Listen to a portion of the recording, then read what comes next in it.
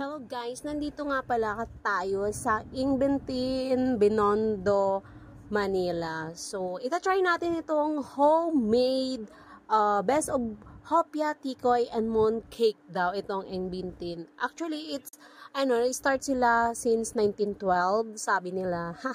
So, itatry natin itong kanilang mga hopia. So, mag-shop-shop tayo dito at pipili ng pwedeng bilhin. Kasi medyo pricey siya actually. Kahit na yung mooncake, hindi ako bumili kasi medyo mahal. So, nandun lang tayo sa hopia. So, bumili tayo ng hopia, iba-ibang klaseng hopia ang binili natin. Ang price pala niyan, guys, is starting from 63 pesos yung hopia ube and queso, 65, and hopia ube langka, may ganyan, 65. Maraming uri ng hopia, variety sila. And then yung drinks nila, yan, nag-try din ako dyan.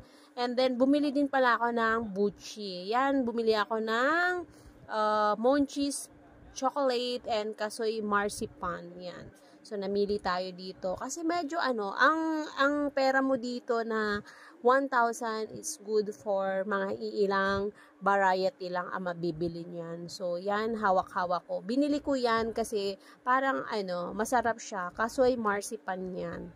So, bumili din ako ng peanut nougat, monchi balls, chocolate, and then black gulaman, it's worth 65 pesos.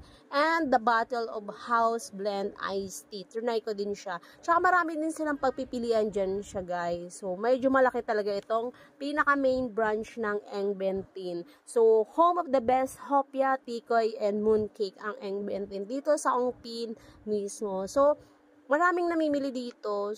Kaya medyo mahaba ang pila. Bago ka makabayad dun sa cashier. Tsaka marami siya, sobrang maano ka dito, kung mahilig ka talagang kumain ng mga hopia, mga tinapay, tikoy, mooncake, yung mga Chinese deli. Dito mo siya mabibili mismo sa Ongpin, Ingbentin. Dito sa pinaka main branch niya. So yan, namimili ako, pero konti lang yung binili ko, pero mahal na siya. Yung bill ko dyan, it's, umabot siya ng 917 pesos.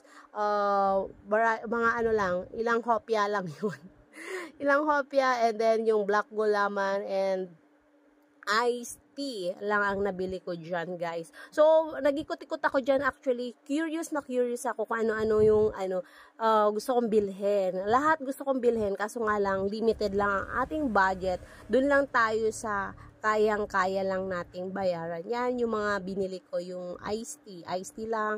Tsaka may iba-iba silang variety ng drinks din na pwede nyong itry kung masyado kang mahilig ng mga pagkain or mag-try ng mga new na pagkain. Actually, first time ko talagang pumunta dito sa store na to. Sabi kasi ni boyfriend, masarap daw. Actually, naririnig ko na talaga tong kahit sa mga malls, may mga may mga stall sila ng yung mga hopia na yan na binebenta. Yan, yung mooncake, medyo mahal talaga siya. Pero gustong-gusto ko talaga siya bilhin. Pero talaga, yung equivalent ng mooncake is 2 hopia na siya.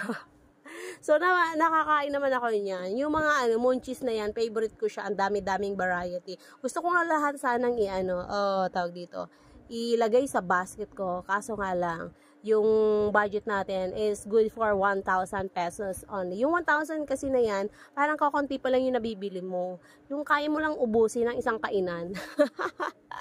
So, ganyan tayo mamili dyan. So, yan, explore natin. Tsaka yan na pala, guys, yung sinasabi kong 1,000, ay hindi pala, 917 pesos. Yan lang po yung nabili ng 917.